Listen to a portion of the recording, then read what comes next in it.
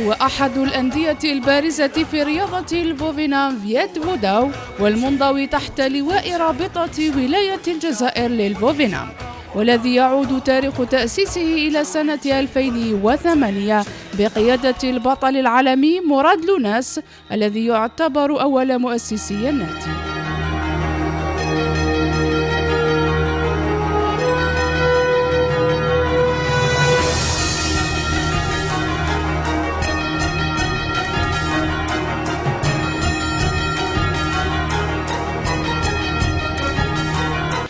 أسس هذا النادي ببلدية سيدي موسى وبالضبط بالمركز الثقافي التابع لهذه البلدية. الأعضاء المؤسسين هم من أبناء بلدية، يعني هم تلموا اللي كانوا يحبوا الفنون القتالية. بدينا بممارسة رياضة البوفينام فيت فوداو حتى يعني جاء الأمل تاعنا والهدف تاعنا اللي كنا حابين نأسسوا هذا النادي. أحسن لي الشرف اللي كنت من الأوائل اللي دخلوا رياضة بوفينام فيت فوداو على مستوى بلدية سيدي موسى. واليوم راني كضيف شرف في النادي من دعوة من رئيس النادي سيد صاحي امين، وهذا شرف كبير لنا. الحمد لله رانا نشوفوا العمل راه في تطور.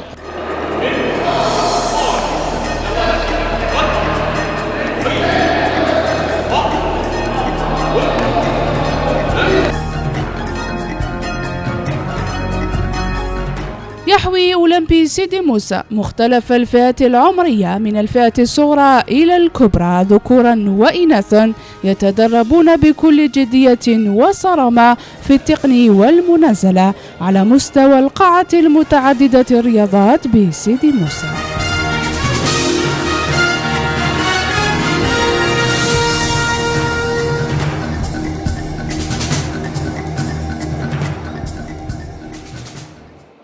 محمد خلي نحب الفيض فودا، بديت ندير فيها من الثانية، بابا خيرها لي وعجبتني.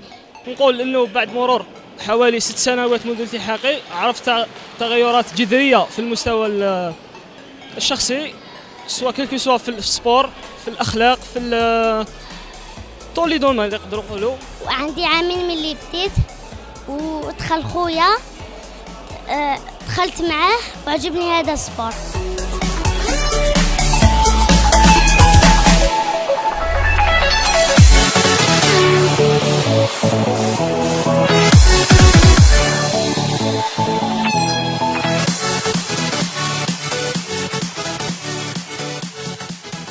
الحركات المتناسقة، الانتباه والحيوية هي صفات وأخرى تميز أكثر من 150 ممارسا للبوفينام لأولمبي سيدي موسى، يترجمها حبهم لهذه الرياضة فينصتون وينفذون كل توصية مدربهم على غرار كل من أمين محمد عبد الغني فارس سمير وآخرون.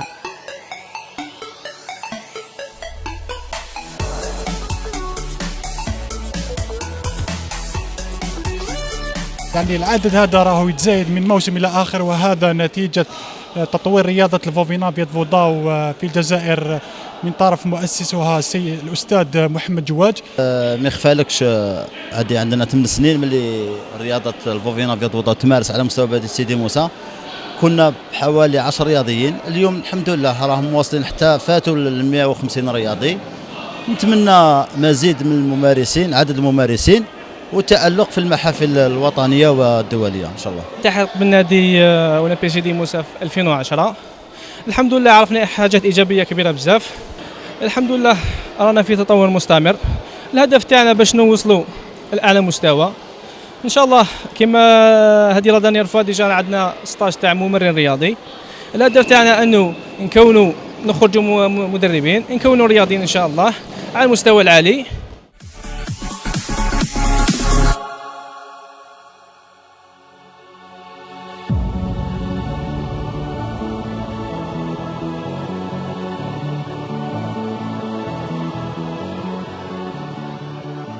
شارك النادي منذ أوائل تأسيسه في عدة منافسات وبطولات ولائية وطنية وإفريقية وحتى دولية، إذ يملك أبطالا عالميين شرفوا النادي ورفعوا علم الجزائر عاليا في مختلف المحافل الدولية.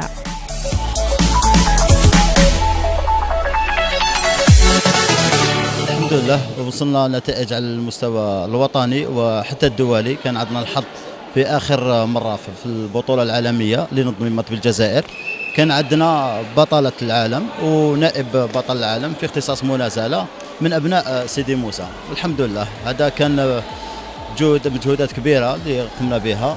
كل موسم عندنا أهداف نسطروها والحمد لله يعني بفضل ربي سبحانه والمجهودات اللي نبذلوها ثاني بلا ما ننسى أعضاء الطاقم الإداري الذي يسهر كثيرا من أجل توفير وراحة الرياضيين. والإنسان التدريبية اليوم ما شاء الله خلاص هذه مجهود كيبذلوه رغم أنكم تديروا مجهود كبير والله باسكو على بالكم بلي هذا اللاعب بسيط تاع هذا اللاعب ما يعطوش راسي ذاك الوقت على بالكم بلي زوج حصص اسمها ما يكفوش.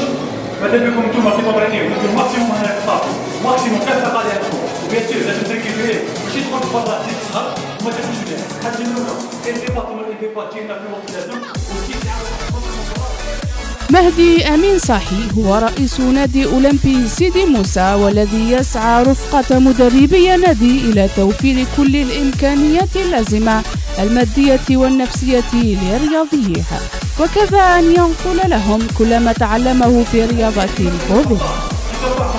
ثم لكم جاي لا الكومبيتيسيون تسحبكم كاع كومباتيو تسحب تكنيك تسحب بحراره تمدوا كامل الماكسيموم ديالكم. ماشي تمرين هنايا تبذل مجهود تبداو لا كومبيتيسيون علاش البريباراسيون تاعك هنايا ريزولتا تاعها يكون ريزولتا تاعها لا كومبيتيسيون ان شاء الله.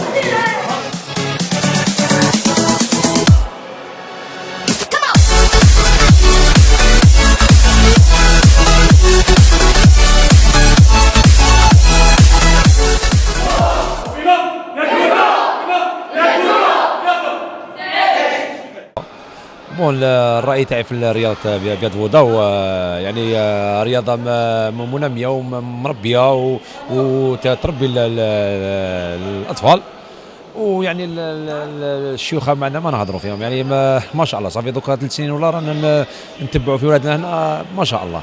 وحنا نطمحوا ان شاء الله نخرجوا نكونوا ابطال ولائيين وحتى وطنيين، وكذلك تكوين في ابطال اللي يلحقوا ان شاء الله بالمنتخب الوطني الجزائري ويصبحوا ابطال نخبه ان شاء الله. وهذا يعني راكم الان معنا هنايا من اجل الحصه هذه التدريبيه من اجل حفظ البرنامج، ونتمنى ان شاء الله التوفيق.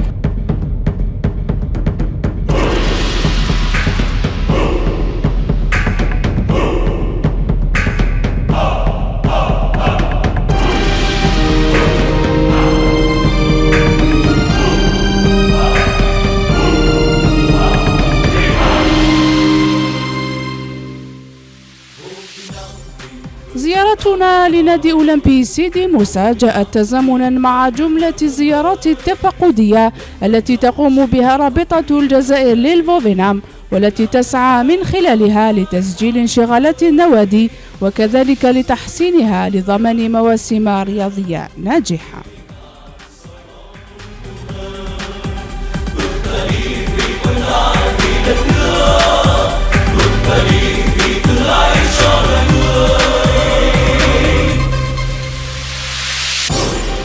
احنا اليوم في زياره يعني على مستوى نادي اولمبيك سيدي موسى، ويعني هذه الزياره ضمن برنامج الرابطه في يعني تصدير برنامج لزياره الانديه، وهذا يعني بناء يعني على اجتماع مكتب الرابطه لبناء يعني علاقات وجسور تواصل بين الانديه، بدايه بين ربط علاقات يعني زيارات ميدانيه للانديه. واليوم نلاحظوا انه نادي اولمبيك سيدي موسى سجل يعني نجاحات كثيره، ويعني في عمره 8 سنوات.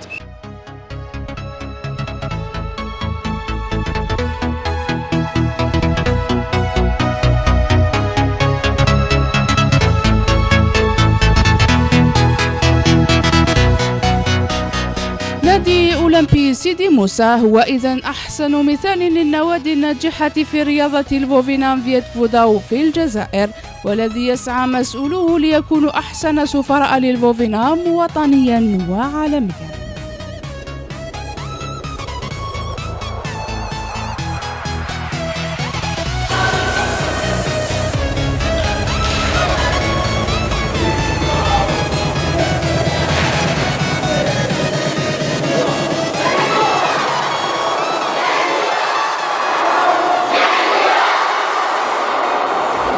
بلدية سيدي موسى معروفة بالشباب تاعها، لذا احنا من هذه القاعة نوجهوا رسالة للشباب يعني باش يجوا يشوفوا هذه رياضة الفوفينام فيت فوداو، يعني اللي ما راهمش مازال ما يعرفوهاش، بالرغم من أن فيت فوداو أصبح معروف في الجزائر وهو الآن أكثر من 40 ولاية. احنا نتمنى إن شاء الله الإقبال هذا يزيد، بصح الإقبال هذا لازم يكون عنده إقبال، يكون عنده هذا الدعم. احنا نطلبوا إن شاء الله من السلطات المعنية النظر في هذه الرياضة، لأنها بذرة، والبذرة هذه لازم نحافظوا عليها باش تعطينا الثمار تاعها إن شاء الله. نتمنى لهم النجاح ان شاء الله، يحافظوا على النتائج السابقه دوليا ووطنيا في كل المحافل ان شاء الله.